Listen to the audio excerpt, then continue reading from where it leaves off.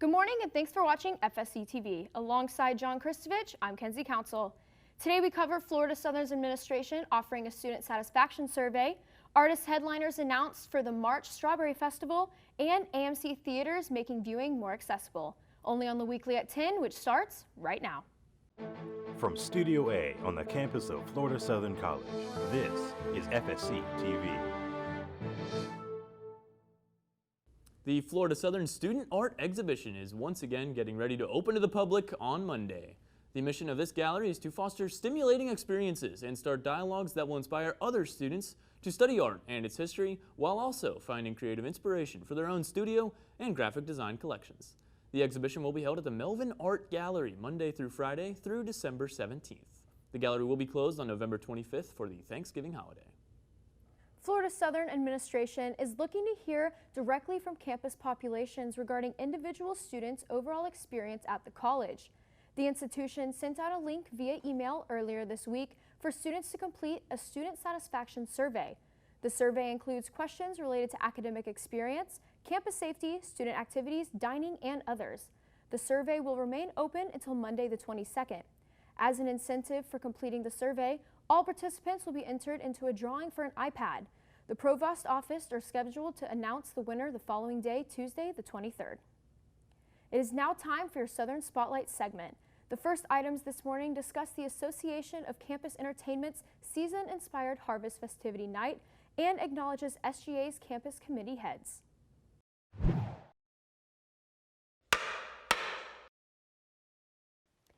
Hey Mocs, and welcome back to another Southern Spotlight. I'm your host, Gretchen Ferraci, bringing you the news on all things SGA.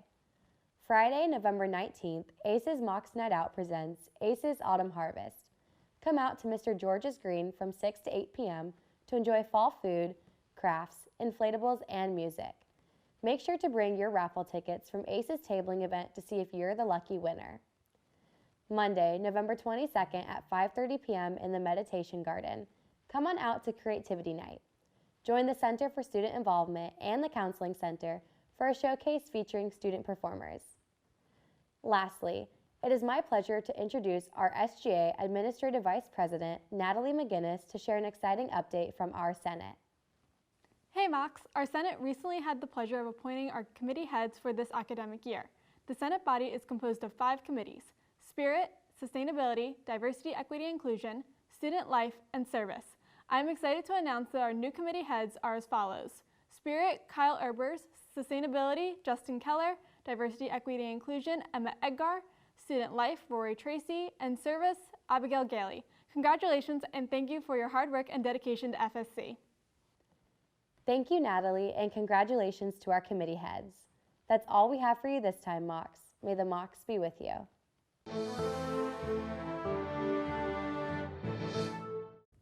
Both the men's and women's basketball teams picked up their first victories of the season this past weekend on the road. The women traveled to Cleveland, Tennessee for the Gulf South Sunshine State Conference Challenge and dropped their first match of the season against Lee University after shooting just 15 of 59 from the floor. They rebounded the following day with a 62-58 victory over Alabama Huntsville for their first win of the season. Freshman Ariel Dabu picked up 21 points over the course of the weekend in her first career games with the Mocs. And on the men's side, the team traveled to St. Petersburg, Florida for a pair of matches against the University of West Alabama and Delta State University. They lost on Friday night against West Alabama, coming just 5 points short in their first game of the season. The following day, though, the men destroyed Delta State 91-56 as redshirt junior E.J. D'Amberville showed up in a big way. He came down with 13 total rebounds and 18 points, earning the first double-double and win of the young season. Both the men's and women's teams will open their conference schedule this Saturday against the Berry Buccaneers at Miami Shores. This weekend, we'll have a few other teams competing on the road as well. Senior Mason Jones will close out his season on Saturday as he competes at the Division II National Championship after finishing 3rd in the region just 2 weeks ago. Both swim teams will travel to Melbourne to compete at the Panther Invitational, and the men's ice hockey team will compete on Saturday night at home. For all other updates on Florida Southern athletics, check out fscmocs.com.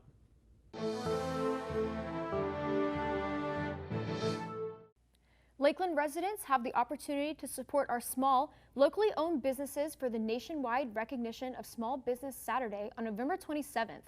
Small Business Saturday is an annual shopping holiday on the Saturday following Black Friday that encourages customers to bring more holiday shopping to small businesses in their communities.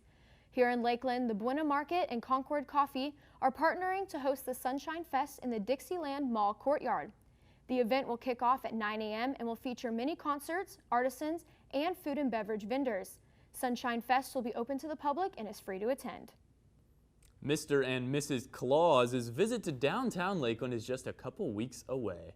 The iconic duo will be making an appearance in the annual Lakeland Christmas Parade on Thursday, December 2nd. Hosted by the Junior League of Greater Lakeland and the City of Lakeland, the Lakeland Christmas Parade is held annually on the first Thursday in December. The 1.25-mile parade route begins at the RP Funding Center and winds through the streets around Lake Mirror and back down Lemon Street. Each year, float participants can compete to win special recognition in 8 categories surrounding around the annual theme. This year, participants were tasked with the theme Season of Joy, Together Again for the Holidays. The City of Lakeland asks that residents do not place chairs along the parade route until December 2nd. Any premature setup will be relocated or removed prior to the day of the parade. The Florida Strawberry Festival released its lineup of headline entertainment artists for the 2022 event last week. The 87th Annual Strawberry Festival is set to take place March 3rd through 13th at festival grounds in neighboring Plant City. Kicking off the 11-day community event, big names like Lady A, the Beach Boys, and Boyz II Men will be performing on the main stage, with others like Nelly and Sam Hunt scheduled to close out the event's final weekend. Event organizers hope that this year's theme, We're Number One for Fun, brings people back to celebrate events such as Strawberry Fest. Advanced tickets will go on sale starting December 9th at 8 a.m. The beloved star of the Dolphin Tales movie franchise continued to be a beacon of hope for individuals with disabilities over numerous years. The Clearwater Marine Aquarium announced the news Thursday evening that Winter the dolphin died after days of fighting gastrointestinal abnormalities. Winter's tale of resilience reached millions across the United States, and many have already expressed their condolences with cards, photographs, letters, and drawings via the Remembering Winter website and the in-person memorial. CMA also announced it will be holding a celebration of life for Winter beginning Saturday and running through November 24th. The aquarium will be charging a reduced admission rate of $16 per person this weekend in remembrance of Winter's 16 years of life and her impact on the community and beyond. A portion of the funds will go to care for CMA's animals and rehabilitation efforts, according to the aquarium.